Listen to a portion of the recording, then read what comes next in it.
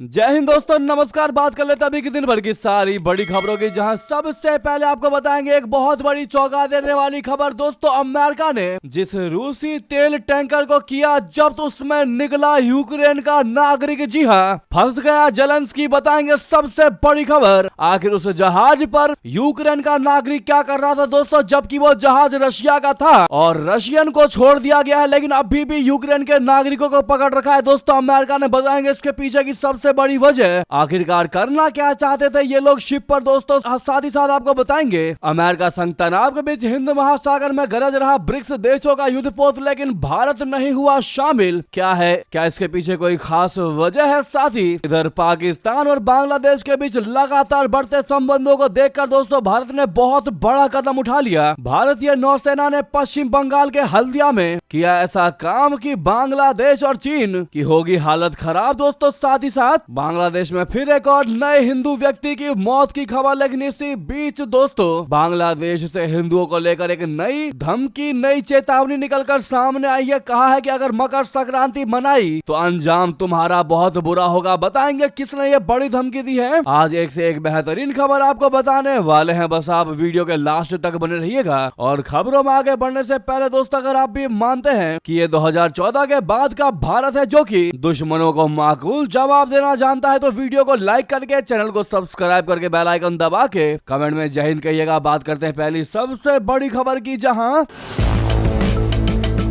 America की ओर से जब्त किए गए रूसी तेल टैंकर बेला 1 में दोस्तों यूक्रेनी नागरिकों के मौजूद होने की पुष्टि हुई है। ये जानकारी अमेरिका में स्थित यूक्रेनी दूतावास ने दी है। दोस्तों, वहीं इस पर मौजूद रूसी नागरिक रिहा हो चुके हैं। यूक्रेनी न्यूज पोर्टल प्रवादा की रिपोर्ट के मुताबिक दूतावास ने बताया है कि वो इस मामले में अमेरिकी अधिकारियों के लगातार संपर्क में है और जहाज पर मौजूद यूक्रेनी नागरिकों तक काउंसलर पहुंच सुनिश्चित करने की मांग की गई है। दोस्तों, आपको बता दें, यूक्रेनी अधिकारियों तक को इस बात की जानकारी नहीं है कि शिप पर यूक्रेन के नागरिक मौजूद थे। यूक्रेनी दूतावास ने स्पष्ट किया है कि सभी तथ्यों के सामने आने के बाद आगे की कार्रवाई तय की जाएगी। दूतावास ने यह भी कह दिया कि वो हालात पर नजर बनाए हुए हैं और यूक्रेनी नागरिकों से संपर्क स्थापित करने के लिए जरूरी कदम उठाए जा रहे हैं कि आखिरकार ये लोग रशिया के जहाज पर क्या कर रहे थे। दोस्तों, आपको बता दें, क्या ये कोई भारत को लेकर बड़ी साजिश तो नहीं? क्या भारतीय लोगों को फंसाने की साजिश तो नहीं? बता दें, यूक्रेन ये भी जांच कर रहा है कि जहाज पर मौजूद कितने चालक दल के सदस्य यूक्रेनी नागरिक हैं और उनकी कानूनी स्थिति क्या होगी। पूरा मामला ऐसे समय सामने आया है जब अमेरिका और रशिया के बीच पहले से ही तनावपूर्ण संबंध चल रहे हैं। वहीं युद्ध में फंसे यूक्रेन को वो समर्थन दे रहा है। ऐसे में रशिया की जासूसी को लेकर भी ये बहुत बड़ी प्लानिंग हो सकती है। दोस्तों, आपको क्या लगता है? अपनी राय देना बिल्कुल मत भूलिएगा। अगली बेहतरीन खबर की बात करते हैं, जहां पर अमेरिका भारत को वेनेजुएला से तेल खरीदने की इजाजत दे रहा है। दोस्तों, मीडिया रिपोर्ट्स के मुताबिक डोनाल्ड ट्रंप प्रशासन के एक सीनियर अधिकारी ने इसकी बहुत बड़ी जानकारी दी है। बता दें, अधिकारी के मुताबिक ये सब अमेरिका की निगरानी और शर्तों के साथ होगा। हालांकि इससे जुड़ी शर्तें क्या है इसकी जानकारी अभी नहीं मिल पाई। आपको बता दें, इसका मतलब यह है कि अमेरिका के प्रतिबंधों की वजह से जो व्यापार रुका हुआ था वो अब फिर से शुरू हो सकता है। दोस्तों, भारत के लिए अच्छी खबर है। वहीं रॉयटर्स की रिपोर्ट के मुताबिक रिलायंस भी चाहती है कि अमेरिका उसे वेनेजुएला का तेल खरीदने की इजाजत दे। बता दें, दूसरी ओर ट्रंप ने शुक्रवार को व्हाइट हाउस में दुनिया की सबसे बड़ी तेल कंपनियों के शीर्ष अधिकारियों से मुलाकात की। यहाँ उन्होंने वेनेजुएला के तेल क्षेत्र में करीब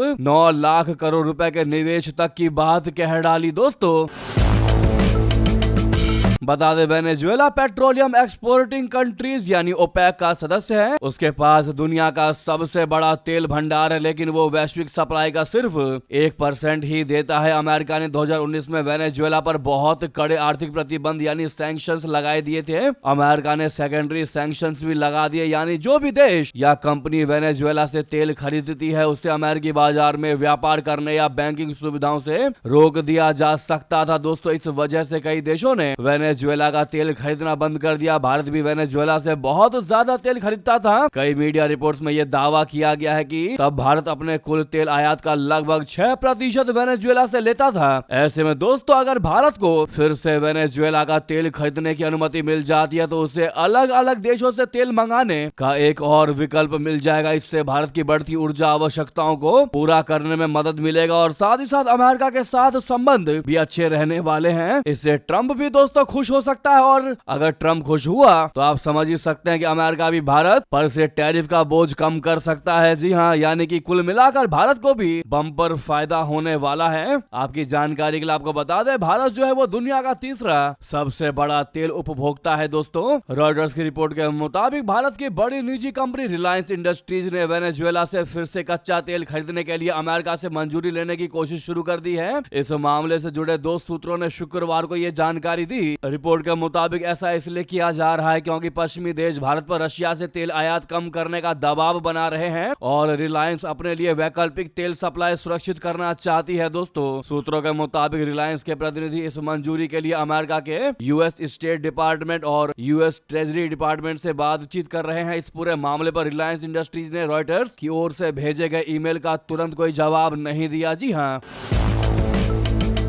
अब ऐसे में जब दोस्तों भारत को वेनेजुएलाई तेल सप्लाई करेगा अमेरिका, लेकिन शर्तों के आधार पर यह तेल सप्लाई होगा और वो शर्त क्या है उसको उजागर नहीं किया गया है। लेकिन अगर हम आपको अपनी राय बताएं कि इस व्यवस्था में अमेरिका की शर्तें और नियंत्रण क्या होंगे, तो दोस्तों अमेरिका वेनेजुएला के तेल को वॉशिंगटन नियंत्रित फ्रेमवर्क के तहत बेचेगा, जिसमें बिक्री और भुगतान पर सख्त अमेरिकी नियंत्रण रहने वाला है। इससे वेनेजुएला सरकार को फंड सीधे ना मिल पाए, बल्कि अमेरिका तय खातों में राशि जमा करेगा और बाद में वेनेजुएला के आम लोगों के हित में इस्तेमाल सुनिश्चित करेगा, ऐसा हम समझ पा रहे हैं। दोस्तों आपको बता दें क्या क्या प्रमुख शर्तें होंगी। पहला हो सकता है भुगतान का नियंत्रण, यानी तेल बिक्री से होने वाली आय अमेरिकी निगरानी वाले खातों में जाएगी, जिससे कि भ्रष्टाचार रोका जा सके। दूसरा, अमेरिकी सरकार ही तेल की बिक्री और वितरण संभालेगी, अवैध व्यापार पर सैन्य कार्रवाई संभव हो पाएगा। तीसरी शर्तें होंगी दोस्तों, वेनेजुएला को विपक्षी नेताओं की रिहाई, चीन रूस जैसे देशों से संबंध तोड़ना पड़ सकता है, यानी कि अमेरिका ये भी कह सकता है कि हम भारत को तेल तब सप्लाई करेंगे जब वो रशिया से तेल ना खरीदे। ये भी एक बहुत बड़ा शर्त हो सकता है। ऐसे में अब देखना ये होगा कि तेल खरीदने से पहले अमेरिका की क्या क्या शर्तें रहती हैं दोस्तों भारत को लेकर। आपको क्या लगता है? क्योंकि सबसे बड़ा और सबसे अहम कंडीशन यही फंस जाता है दोस्तों रशिया से तेल खरीदने को लेकर। अगर अमेरिका ने कह दिया कि हम तेल तभी देंगे जब रशिया से तेल ना खरीदे भारत, तो यहाँ पर मामला फंस सकता है। आपको क्या लगता है दोस्तों? आप लोग अपनी राय कमेंट जरूर करके बताइएगा। साथ ही साथ अगली बेहतरीन खबर की बात करते हैं, जहां पर अमेरिका संग तनाव के बीच हिंद महासागर में गरज रहे ब्रिक्स देशों के युद्धपोत, लेकिन भारत क्यों नहीं हुआ शामिल, बता दें। चीन, रूस और ईरान के युद्धपोत दक्षिण अफ्रीका के समुद्री तटों पर अभ्यास कर रहे हैं। ब्रिक्स देशों का ये नौसैन्य अभ्यास शुक्रवार से शुरू हो गया है। दक्षिण अफ्रीका की मेजबानी में एक हफ्ते की यह नौसैनिक ड्रिल ऐसे समय हो रही है जब वेनेजुएला में अमेरिकी हमले और वेनेजुएला से तेल ले जा रहे टैंकरों को जब्त करने की उसकी कोशिशों के चलते भू राजनीतिक तनाव बढ़ा हुआ है। ब्रिक्स देशों के इस अभ्यास ने इसलिए भी ध्यान खींचा है क्योंकि ग्रुप के अहम सदस्य भारत ने इससे दूरी बनाई है। भारत, चीन, रशिया और दक्षिण अफ्रीका ब्रिक्स समूह के लंबे समय से सदस्य हैं, जबकि ईरान 2024 में इस समूह में शामिल हुआ। ईरानी नौसेना देश में विरोध प्रदर्शनों के बीच इसमें शामिल है। वहीं भारत ने इस नेवी ड्रिल से दूरी बनाई है। रशिया, चीन और ईरान के अलावा भारत के भी इस समय अमेरिका से रिश्ते अच्छे नहीं है। अमेरिकी राष्ट्रपति ट्रंप कई मौकों पर ब्रिक्स से अपनी नाराजगी जता चुके हैं। दोस्तों आपको बता दें, दक्षिण अफ्रीका में हो रहे इस अभ्यास के लिए ब्रिक्स के अहम सदस्य भारत को औपचारिक रूप से आमंत्रित किया गया था। भारत ने इसमें शामिल ना होने का फैसला लिया। मीडिया रिपोर्ट में दावा किया गया है कि यह कदम चीन को ध्यान में रखते हुए उठाया गया। भारत ने इस अभ्यास से दूर रहकर यह संकेत दे दिया कि हालिया राजनयिक बातचीत के बावजूद बीजिंग के साथ रक्षा संबंध सीमित है। अभ्यास में ना जाने के भारत के फैसले को एक्सपर्ट चीन के प्रति नई दिल्ली के व्यापक दृष्टिकोण की तरह देखते हैं, जहां चुनिंदा क्षेत्रों में जुड़ाव जारी है जबकि सैन्य सहयोग को सख्ती से सीमित रखा गया है। चीनी अधिकारी नौसैनिक यात्राओं और संयुक्त अभ्यासों पर जोर देते हैं, लेकिन भारत ने इसमें बहुत कम उत्साह दिखाया है। दोस्तों वहीं आपको बता दें, उधर इंडियन नेवी हल्दिया में बना रहा अपना बेस। बांग्लादेश चीन पर रहेगी पैनी नजर। दोस्तों पश्चिम बंगाल के हल्दिया में बनने जा रहा नया नेवी बेस आखिर भारत के लिहाज से क्यों है ये महत्वपूर्ण, बता दें। भारतीय नौसेना उत्तरी बंगाल की खाड़ी क्षेत्र में भारत की समुद्री मौजूदगी को बढ़ाने के लिए पश्चिम बंगाल के हल्दिया में एक नया बेस बनाने जा रही है। मीडिया रिपोर्ट के मुताबिक यह बेस एक नेवी डिटैचमेंट के तौर पर काम करेगी। इसका फोकस छोटे युद्धपोतों को तैनात करने पर होगा। हुगली नदी पर स्थित यह बेस फास्ट पैट्रोल पेट्रोल और अटैक क्राफ्ट को सपोर्ट करेगा। इस बेस के ऑपरेशन में आने के बाद भारत के पूर्वी समुद्री तट पर तटीय सुरक्षा, समुद्री डकैती विरोधी अभियान, आपदा राहत और क्विक रेस्पॉन्स को बढ़ावा मिलेगा। दोस्तों यह कदम नेवी की बड़ी विस्तार योजनाओं के भी मुताबिक है। एक्सपर्ट्स का कहना है कि नॉर्थ बंगाल की खाड़ी में भारत का यह कदम कई कारणों से उठाया गया है। इसमें हिंद महासागर क्षेत्र में पीपल्स लिबरेशन आर्मी नेवी बोले तो PLAN प्लान की बढ़ती गतिविधियां अहम कारण है। इसके अलावा समुद्री घुसपैठ को लेकर बढ़ती चिंताएं और बांग्लादेश से समुद्री रास्ते से भारत में अवैध रूप से घुसने की घटनाएं भी एक अहम कारक है। दोस्तों भारत बांग्लादेश तटरेखा के पास उथले पानी और बहुत अधिक समुद्री ट्रैफिक होता है। ऐसे में तेज फुर्तीले प्लेटफॉर्म खासतौर पर रोकथाम और इंटरसेप्शन के लिए बहुत असरदार होते हैं। हिंद महासागर में चीन की नेवी की मौजूदगी बढ़ रही है। इसके अतिरिक्त बांग्लादेश के साथ चीन का बढ़ते रक्षा क्षेत्र और इंफ्रास्ट्रक्चर जुड़ाव भी एक बहुत बड़ा कारक है। दूसरी तरफ पाकिस्तान के साथ चीन की लंबे समय से चली आ रही सैन्य साझेदारी के बीच हल्दिया बेस का महत्व अधिक बढ़ जाता है। दोस्तों वहीं आपको बता दें, मकर संक्रांति मनाई तो अंजाम बहुत बुरा होगा तुम्हारा हिंदुओं। बता दें बांग्लादेश में जमात इस्लामी ने हिंदुओं को दे दी खुली धमकी। जी हां, बांग्लादेश जैसे जैसे चुनाव की ओर बढ़ रहा है वैसे वैसे धार्मिक अल्पसंख्यकों खास तौर पर हिंदुओं के खिलाफ हिंसा की घटनाएं तेज होती जा रही हैं। लगातार हो रहे हमलों के चलते मोहम्मद यूनुस के नेतृत्व वाली अंतरिम सरकार की भूमिका पर भी गंभीर सवाल खड़े हो गए हैं। इसी बीच एक और चिंताजनक घटनाक्रम सामने आया है। बता दें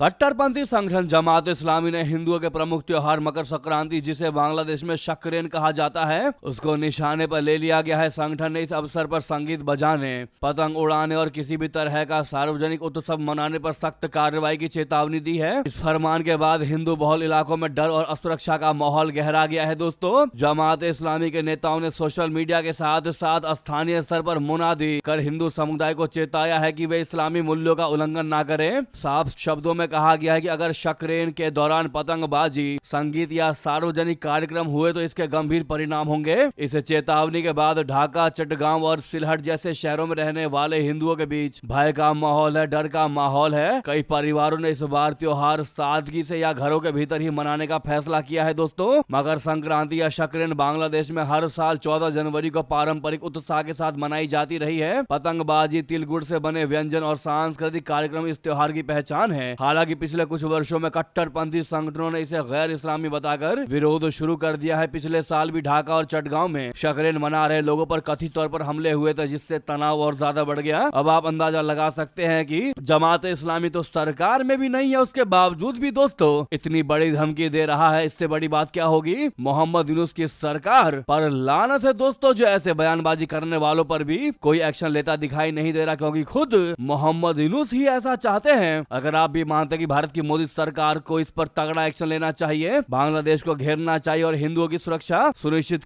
करनी चाहिए, तो अपनी राय जरूर दीजिएगा इस मुद्दे पर आप लोग। आपको बता दें इतना ही नहीं, बांग्लादेश में एक और हिंदू युवक का कत्ल आज हुआ है। जय महापात्रों को कट्टरपंथियों ने पीटने के बाद जहर भी पिला दिया। बांग्लादेश इन दिनों राजनीतिक अस्थिरता से गुजर रहा है। दोस्तों यहाँ पर हिंसात्मक प्रदर्शन हो रहे हैं, काफी संख्या में लोग सड़कों पर उतर आए हैं, जगह जगह पर आगजनी भी की गई। सबसे हैरान करने वाली बात तो यह है कि हिंदुओं को लगातार यहाँ पर टारगेट किया जा रहा है। रिपोर्ट के मुताबिक जॉय महापात्रो नाम के इस आदमी को कथित तौर पर पीटा गया और बाद में अमीरुल इस्लाम नाम के एक लोकल मुस्लिम ने जहर दे दिया। बांग्लादेश में हो रहे लगातार हिंदुओं के कत्ल, हिंदुओं पर अत्याचार को लेकर आपकी क्या राय है दोस्तों, जरूर कमेंट कीजिएगा। इसी बीच ये थे कि सारी बड़ी खबरें, आपको खबर कैसी लगी जरूर कमेंट करके बताएगा। लगे हाँ तो वीडियो को लाइक करके इस चैनल को सब्सक्राइब करके बेल आइकन दबा के कमेंट में जय हिंद कह दीजिएगा। मिलता अगली बड़ी खबर में। यहाँ तक बने रहने के लिए आप सभी का बहुत बहुत धन्यवाद, बहुत बहुत आभार। जय हिंद, जय भारत।